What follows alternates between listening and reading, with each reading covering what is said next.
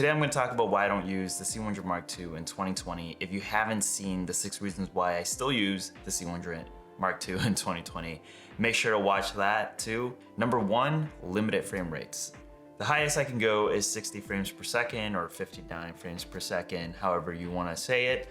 You know, when I want to shoot like cool cinematic B-roll, I can't really rely on my C100 Mark II because it doesn't go up to 120 frames per second. And sometimes that's a very useful tool to have, especially when you're shooting food products and all of that jazz. Everything looks a lot cooler when you have that option to slow down. So in those scenarios, I always switch to my Sony mirrorless.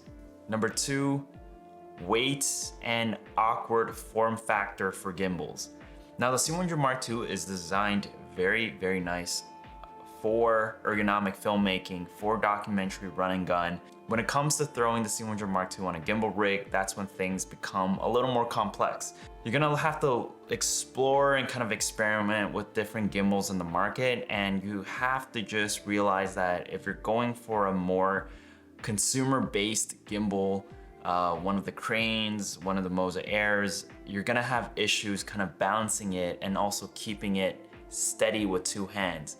The C100 Mark II, since it's a cinema camera, will work a lot better on one of the more professional rigs with the vest and the stabilized arms. Because of the weight and everything, this camera can definitely burn out your arms. You either get a vest or you get really strong arms by going to the gym.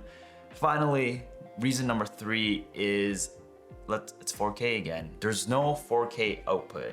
And keep in mind, I'm not bashing the C100 Mark II for poor quality because it has a 4K sensor downsampled to 1080p. So for example, let's say you're doing business and the client wants to purchase the raw footage, but they specifically want it all in 4K. They want it output in 4K for some strange reason. Like I said earlier, the C100 Mark II is only limited to 1080p, only outputs in 1080p, and it's gonna be a big hassle for you to find solutions to either convert it to 4K or you look into some special type of output recorder that allows you to do so, but then that's upping kind of your cost and your... All that aside, please watch my 6 reasons why I still use the C100 Mark II in 2020. And honestly, with the landscape of how digital media is consumed nowadays, I feel like it's gonna be a timeless type of camera. But we'll see, because it's in 2020, we'll see in 3 years if I'm still right about that, if I'm still gonna be saying the C100 Mark II is awesome. So I hope you all enjoyed this video. Make sure to subscribe and like. If you want to hear more about my videography journey, my entrepreneurship journey, to hear a little bit about more of the gear I use and the stuff I like. And until the next time, this is your boy, iTurnsI, signing out. Peace.